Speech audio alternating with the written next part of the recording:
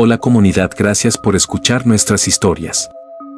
Hoy les contaré 3 historias de estudiantes de universidad. Hay lugares donde la oscuridad es tan densa que el eco de un suspiro se pierde para siempre. Rincones olvidados donde el terror no es una historia, sino una realidad. Cierra la puerta de tu cuarto, revisa debajo de tu cama y apaga las luces. Porque esta noche no te dejarán dormir.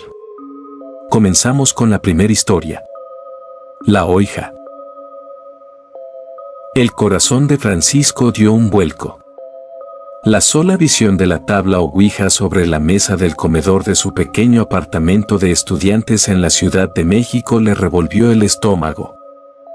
Sus compañeros de piso, Marco y Luis, junto con 3 amigos ruidosos, parecían ignorar la atmósfera pesada que se había instalado en la sala. Es solo un juego, Pancho, se burló Marco, usando el apodo que solo él se atrevía a pronunciar. No seas aguafiestas. Pero para Francisco, no era solo un juego. Desde niño, su abuela, una mujer de fe inquebrantable, y su madre le habían inculcado el miedo a lo desconocido, a esas fuerzas que habitaban en las sombras y que no debían ser invocadas. El rosario de madera de olivo que siempre llevaba al cuello, un regalo de esa misma abuela, era su ancla, su escudo. Cada noche, antes de que el bullicio de la metrópoli se silenciara, Francisco lo aferraba con fuerza, susurrando oraciones. Esa noche, sin embargo, las oraciones parecían lejanas, ahogadas por las risas y la fanfarronería de sus amigos. Vamos, Francisco, únete. Que no te dé miedo, insistió Luis, haciendo una mueca burlona. No, gracias. Mi familia siempre me ha enseñado que no se juega con esas cosas, respondió Francisco, su voz más débil de lo que le hubiera gustado. Se retiró a su cama, en el rincón más alejado, fingiendo que iba a estudiar, pero sus ojos estaban fijos en la escena que se desarrollaba. Los 6 jóvenes, con una mezcla de excitación y escepticismo, pusieron sus dedos índices sobre el puntero. ¿Hay alguien aquí con nosotros?, preguntó uno de los amigos de Marco, Juan, con una voz temblorosa. El puntero permaneció inmóvil. Un silencio tenso se apoderó de la habitación, roto solo por el zumbido constante del refrigerador. Unos segundos que parecieron eternos después, el puntero se movió. Lentamente, como si una mano invisible lo arrastrara, se deslizó hacia la palabra sí. Las sonrisas burlonas se congelaron en los rostros de los chicos. Se miraron, intentando adivinar quién estaba bromeando. ¿Cuál es tu nombre?, preguntó Luis, su voz un poco más aguda esta vez. El puntero volvió a moverse, esta vez con una velocidad inquietante, deletreando letra por letra. No puedo estar yo aquí hasta que se vaya el santurrón que trae el rosario en su cuello. El aire se volvió pesado y denso. Las risas se habían evaporado, reemplazadas por jadeos ahogados y miradas de pánico. Los 6 pares de ojos se volvieron hacia Francisco, que estaba pálido como un lienzo, aferrándose al rosario como a un salvavidas. Se los dije, susurró Francisco, su voz apenas audible. Dejen de jugar. Esto es peligroso. Ya, relájate, Francisco, dijo Marco, intentando recuperar la compostura. Alguien nos está gastando una broma. Vete a dormir si estás tan asustado. Tú eres el único que está arruinando la diversión. Herido y asustado, Francisco se metió en la cama, cubriéndose hasta la cabeza con las sábanas, su rosario apretado contra su pecho. Por debajo de la tela, escuchó el puntero reanudando su macabro baile sobre la tabla. Los susurros de sus compañeros se volvieron más urgentes, más temblorosos. De repente, las luces del apartamento comenzaron a parpadear. Un instante de oscuridad total, luego un destello cegador una y otra vez. El zumbido del refrigerador se distorsionó, sonando como un gemido lúgubre. Luego, las luces se apagaron por completo, sumiendo el pequeño espacio en una oscuridad tan densa que parecía palpable. Los gritos de sus compañeros resonaron en la oscuridad, gritos que ya no eran de broma, sino de puro terror. Se oyeron golpes sordos, como si muebles pesados se arrastraran por el suelo, y el tintineo metálico de objetos que caían y se rompían. «Francisco, ayúdanos», exclamó Marco, su voz ahogada por el pánico. «Por favor. Algo está aquí». Se metió en Sergio. Francesco destapó su cabeza, el corazón golpeándole las costillas como un tambor de guerra. En la penumbra, apenas pudo distinguir una figura convulsionándose en el suelo. Sergio, el más escéptico de todos, se retorcía como un muñeco sin control, sus ojos ahora eran cuencas vacías, completamente en blanco. De su garganta surgió un gruñido gutural, una voz que no era la suya, una voz antigua y fría que heló la sangre de Francisco. «Se los dije». «Maldita sea, se los dije», gritó Francisco, la rabia y el miedo mezclándose en su voz. «¿Por qué nunca me escuchan?». Los otros 4, pálidos y temblorosos, se arrastraron hacia él, sus rostros desfigurados por el terror. «Por favor, Francisco. Tú eres el único que puede hacer algo», suplicó Luis, sus ojos fijos en el rosario que Francisco aún apretaba con fuerza. Francesco sintió un nudo apretado en el estómago, un vértigo que casi lo hace caer. Pero al ver el terror en los ojos de sus amigos, algo en él se activó. Sacó el rosario de su cuello, el pequeño crucifijo brillando débilmente en la oscuridad. Con la voz temblorosa al principio, pero ganando fuerza con cada palabra, comenzó a rezar el Padre Nuestro. «Padre nuestro, que estás en el cielo». El cuerpo de Sergio se sacudió violentamente, como si una corriente eléctrica lo estuviera atravesando. Un grito, que no era humano, sino un aullido de furia y dolor, salió de su garganta. Francisco siguió rezando, su voz se hizo más fuerte, más clara, resonando en el apartamento oscuro. «Santificado sea tu nombre». El cuerpo de Sergio se retorció con espasmos incontrolables, arañando el suelo con sus uñas. Los otros 4 chicos se acurrucaron contra la pared, observando horrorizados. Francesco cerró los ojos, concentrándose, sintiendo el poder de sus oraciones. «Venga a nosotros tu reino». La oscuridad pareció retroceder ligeramente, las sombras se disipaban en los rincones. Se escuchó un gemido prolongado y agonizante que provenía del cuerpo de su compañero, una especie de despedida forzada. Un estallido de luz blanca cegó a todos por un instante. Cuando la luz se desvaneció, el cuerpo de Sergio cayó al suelo, flácido, respirando con dificultad. Sus ojos ya no estaban en blanco, aunque aún mostraban una expresión de terror y confusión.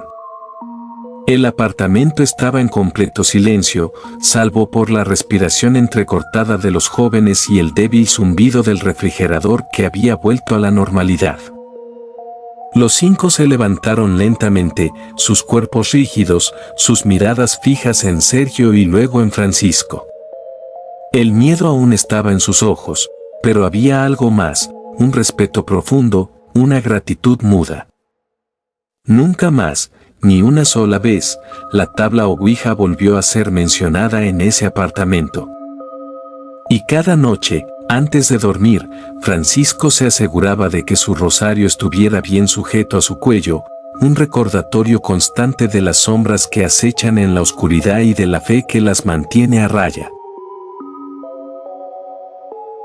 Continuamos con la segunda historia.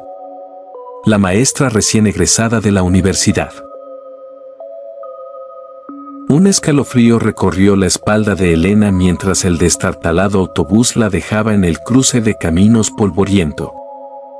El sol se escondía tras las imponentes montañas de la Sierra Madre Occidental, tiñendo el cielo de tonos rojizos y morados que, paradójicamente, no lograban calentar el aire.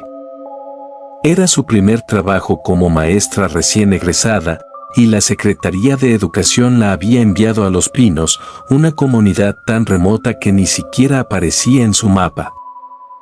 Tras una hora de caminata por un sendero empinado, finalmente vio las luces mortecinas de algunas casas dispersas. Un hombre mayor, de rostro curtido y ojos profundos, la esperaba a la entrada del pueblo. Se presentó como don Mateo, el jefe de la pequeña escuela.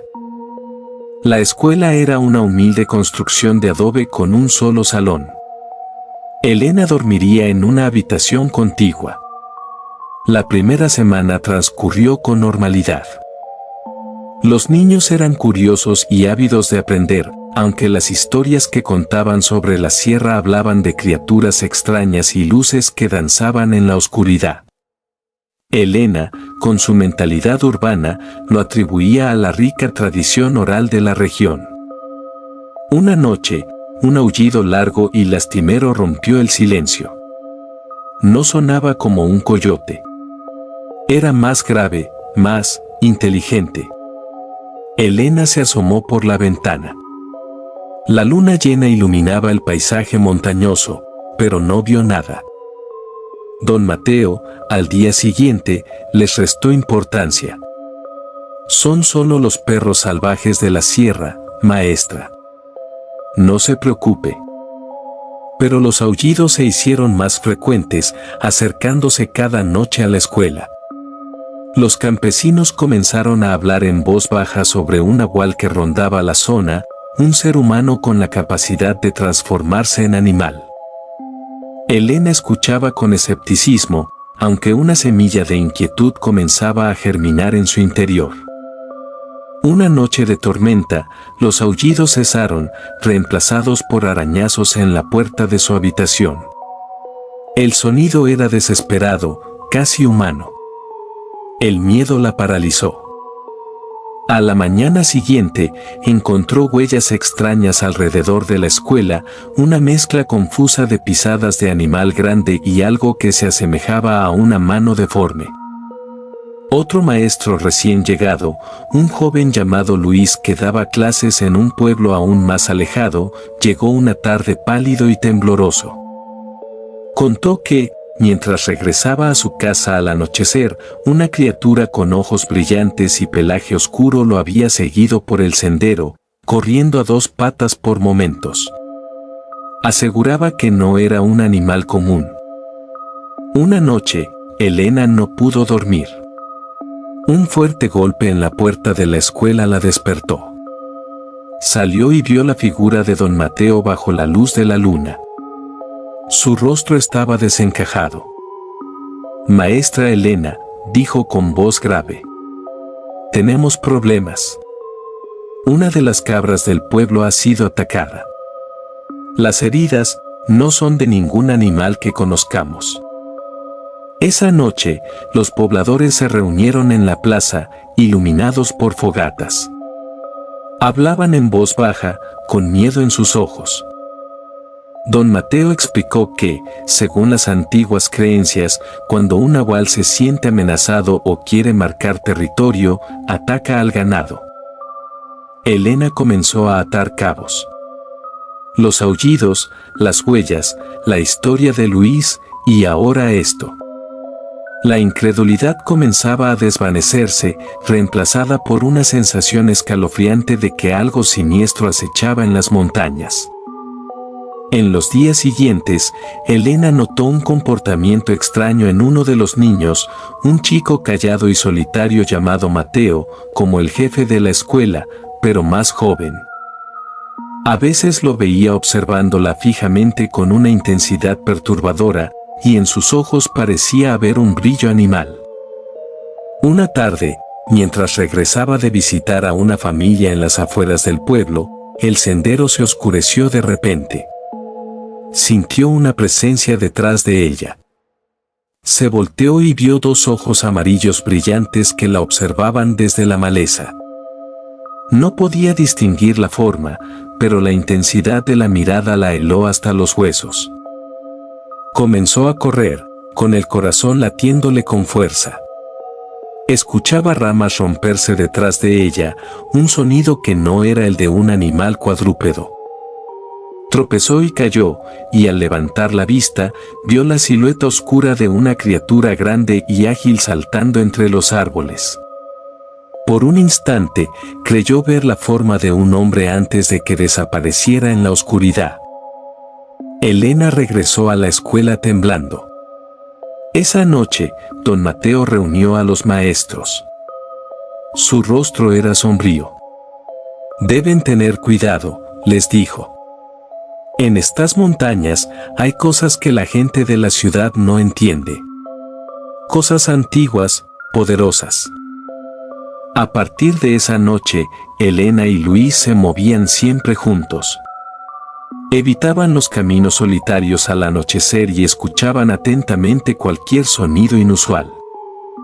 El miedo se había convertido en una presencia constante en sus vidas, un recordatorio de que en aquel rincón olvidado de la sierra, las leyendas podían volverse terriblemente reales. Su labor de educar a los niños se había entrelazado con una lucha silenciosa contra algo que acechaba en la oscuridad, algo que cambiaba de forma y que los observaba desde las sombras de las montañas. Su nueva vida en la serranía, lejos de todo lo conocido, se había convertido en una aterradora lección sobre los misterios que la civilización moderna había olvidado, pero que en las alturas de la sierra seguían muy vivos. Continuamos con la tercera historia. Apariciones en la UNAM. En una noche gélida en la Ciudad de México, de esas que parecen traer consigo siglos de historia, 4 amigos, Sofía, Leo, Valeria y yo, Gabriel, nos encontrábamos en la Facultad de Filosofía y Letras de la UNAM. Eran las 3 de la mañana y el vasto campus, normalmente lleno de vida, se sentía desierto, casi fantasmal. Estábamos allí para preparar nuestros exámenes finales de literatura, pero el cansancio y el frío nos hacían divagar.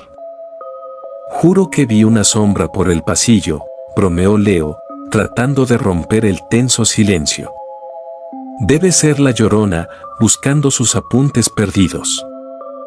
Sofía, sin embargo, no lo encontró gracioso. Con seriedad, nos contó la leyenda de un antiguo y excéntrico profesor de historia que, tras morir de una extraña enfermedad en su oficina, se decía que su espíritu deambulaba por los pasillos.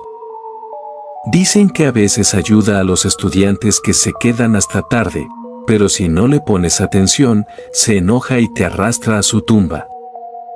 Las palabras de Sofía nos helaron la sangre. Valeria, la más nerviosa del grupo, decidió que ya era suficiente. Vámonos, ya es muy tarde, dijo, levantándose para recoger sus cosas. En ese instante, las luces del pasillo principal se apagaron de golpe, sumiéndonos en una oscuridad total. Nuestros celulares se encendieron de inmediato, proyectando haces de luz temblorosos en las paredes. Un escalofrío nos recorrió cuando, desde el fondo del pasillo, escuchamos el arrastrado sonido de unos pasos que se acercaban lentamente. Nuestros corazones martilleaban contra nuestras costillas. Las linternas de nuestros celulares no mostraban a nadie. A pesar de su terror, Leo intentó sonar seguro. Debe ser el guardia, vamos a pedirle que nos acompañe. Pero los pasos detrás de nosotros no se detuvieron, se hicieron más fuertes, y de repente, un gemido sordo y desgarrador resonó en el pasillo, un lamento lleno de una tristeza y un dolor inmensos, como si hubiera sufrido por siglos. Es él. El profesor, gritó Sofía, aferrándose a mi brazo. El pánico se apoderó de nosotros. Nos dimos la vuelta y corrimos, empujándonos por la escalera de emergencia. El sonido de los pasos fantasmales se hizo más rápido, un eco inquietante que parecía seguirnos a cada paso. Las puertas de la escalera rechinaban, confundiendo aún más el eco de nuestros pasos, pero sabíamos que no estábamos solos. Llegamos al estacionamiento y corrimos hasta mi coche. Justo cuando estábamos a punto de subir, una figura fantasmal apareció en la puerta principal de la facultad. Era la silueta de un hombre con un traje viejo, sus hombros encorvados y su rostro una masa borrosa.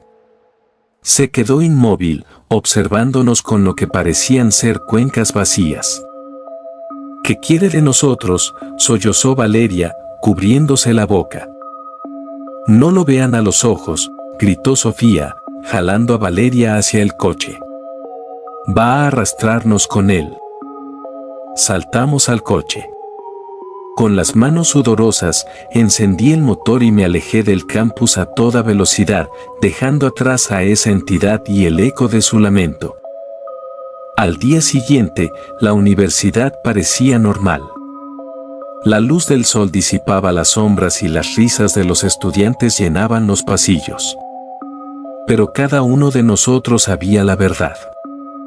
Esa noche, mientras estudiábamos, una entidad nos había encontrado. Desde ese día, jamás volvimos a quedarnos después de medianoche en la universidad. Y cuando escuchamos algún ruido o vemos una sombra fuera de lo normal, nos miramos, recordando que algunas leyendas no son solo cuentos. Si te gustó esta historia, no olvides suscribirte y activar la campanita, porque la próxima vez que escuches un ruido extraño, podría ser una de mis historias cobrando vida.